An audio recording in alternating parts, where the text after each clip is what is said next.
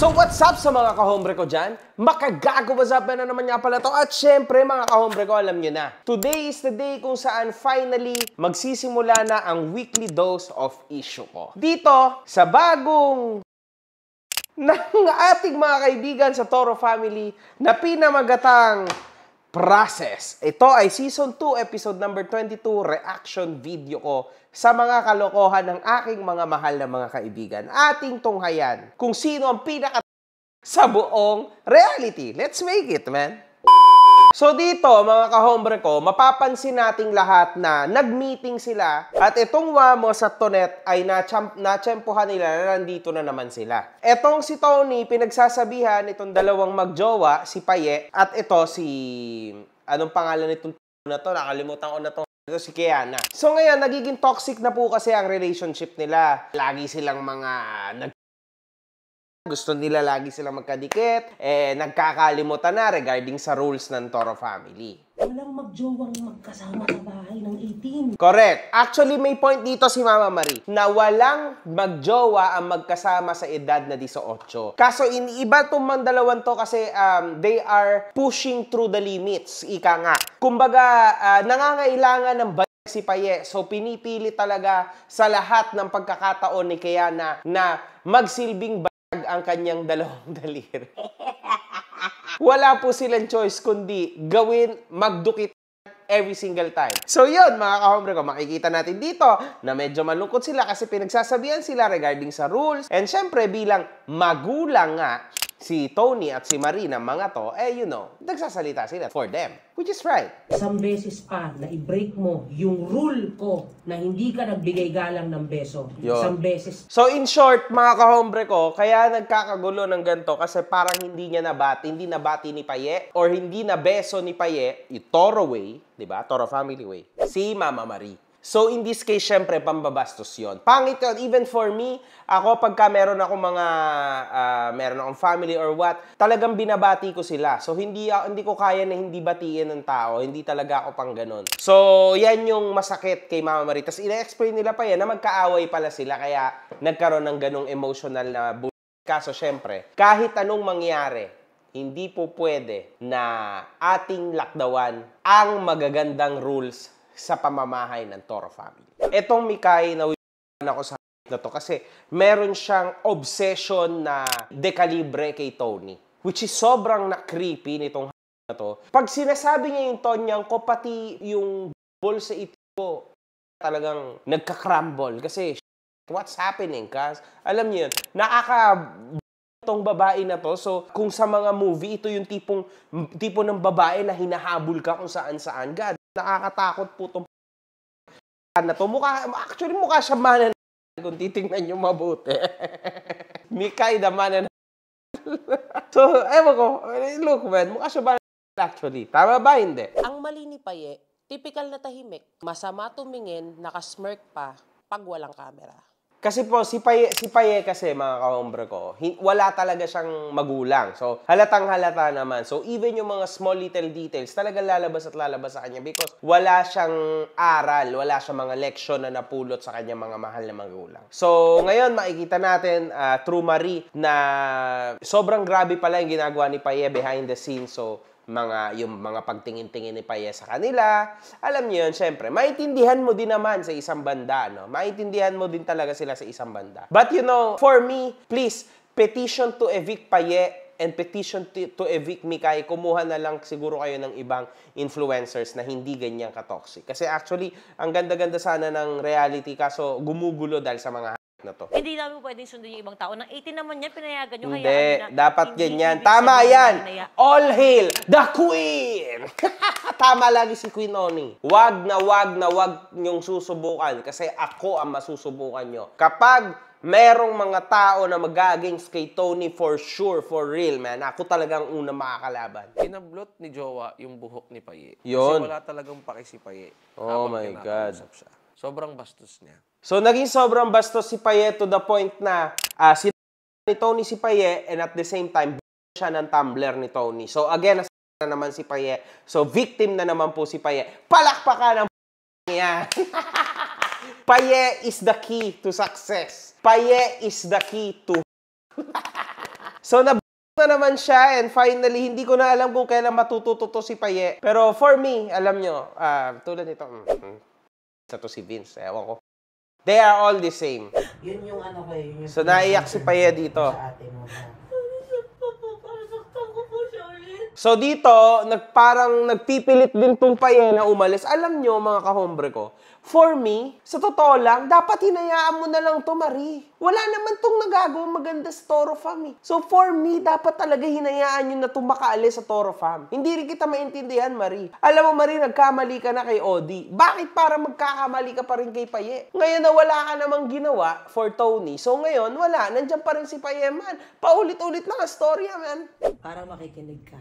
So dito, mga boss, nakita natin lahat dito. Si Merk dumating kila Tony. So ngayon, iiyak dito si Merk. It's gonna be fun. Para sa akin, mga kahombre ko, dito sa part na to, I'll stick to my word of wisdom. I really love Tony Fowler. Tony is my queen.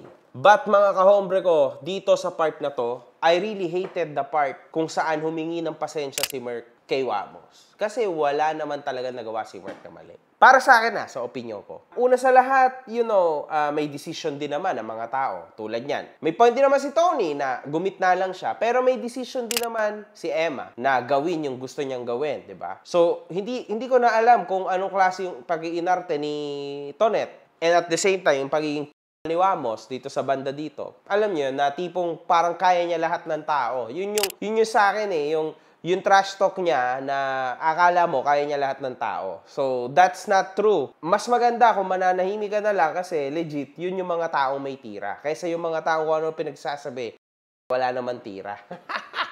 Yan, reality strikes, man. Sa totoo lang, hindi man nakakatakot si Wamos eh. Kasi yung salita niya talaga last week, that's big. Actually, gusto ko talagang makita kung kaya niyang gawin yon. I'm quite excited. Ngayon na wala na si Emma sa Grace family, I'm excited to see kung what's next to him, man. Kapag confrontational, dahil hindi naman sila nag-away talaga ever. Yan, hindi naman talaga sila nag-away. This is just a misunderstanding, tulad yan ang sabi ko. Kahit balik-balik ko man, kahit may loyalty ko nasa iyo. Ano ba yan? Oo, actually, totoo din to, mga kahombre ko. Kasi, we are all loyal to Tony Fowler, okay? When she says, look, guys, left tayo ngayon, left kami lahat ngayon. Pero ganun din naman si Tony sa amin. Kapag sinabi namin, Tony, hindi tayo dyan, right tayo, right kami lahat. Right din siya kapag right kami lahat. That's how it works. Yun yung isa sa mga patakaran sa aming nabuo na circle, okay? Kaya nag-i-stick kami sa mga plans. So ngayon, etong reality na to, this was a plan too. So part to ng ideologies ni Tony for our circle, okay? Marami din kaming iba't ibang mga plans. This is one of the plans na nag-work. That's why hindi namin kaya, hindi possible na mawala yung loyalty namin kay Tony. It's never gonna happen, alam niyo yun. Kahit kunwari galit ang buong mundo kay Tony, hindi namin kaya magalit kay Tony. Because this is life, man. We are here, we are still together because we are not playing anymore. Ang nilalaro na namin ay mga buhay namin. That's why ganto yung sitwasyon ni Merk. Talagang ganto yung ngal-ngal niya. Because he really cares kay Tony. He actually loves Tony, man. Alam mo yun, talagang tunay na ate ang turing niya kay Tony. Para umagapat. Yan. Dito, nag-sorry na siya kay Wamos. So, okay na tayo dito sa part na to. Ngayon, nagkabati na naman ulit si Paye at si Tony. So, wala nang bago doon, mga kahombre ko. Okay? Sige, abante tayo ng konti. Tapos, after nitong tulong mo, ikaw na naman ang masama. Gigil na gigil tong to kila Aaron. Tulog na siya. And then, pag-uwi ko, Tito, mga kahombre ko, makikita po natin kung gaano si Tito Vince. Ito yung gusto ko. Let's go! kinakain na ni Papa King. Oh my God, kinain ng Papa King yung pagkain dapat ni Tony. Akala kasi ni Vince tulog na si Tony. Ato na yung pinabili ko. Napakahirap pa nun. Pinakain mo sa ibang tao, hindi mo ako naisip. Eto yun, para sa akin mga kaombre ko, sobrang tindi po ng pagkaisip ba ni Tito Vin. To the po, alam nyo, sa totoo lang, pag ang babae ay galit, dun niya nilalabas yung totoong feeling niya sa'yo. Dito ilang beses na sinabi ni Tony, nanghihinayang siya, bakit siya nagpabukas sa isang tulad lang ni Vince? Ako yung pinaka nagdidiwang. Yeah! Buti na lang. Sinabi ni Mami Oni yan. Oni Queen! Tony yan. I'm with her. Hindi, Vince. Hindi ako makatulog ng maayos. Hindi, Vince. Kumakal si birthday, hindi mo alam na nagising ako? Hindi mo alam. Hindi mo magising. Yung sinasabi ko sa'yo, ilan mo ako pagkain kasi gutom ako. Ilabot na ako nagpapayok mo.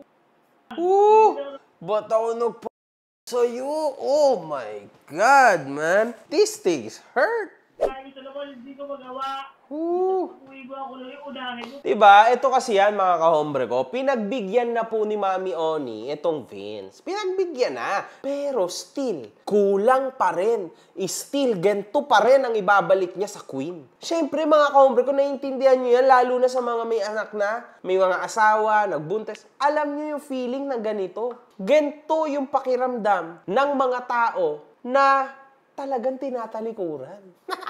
Ganito talaga yung pakiwari ng mga babae, lalo na at buntis. Tandaan mo yan, Vince. Buti nga sa'yo. Yan ang gusto ko.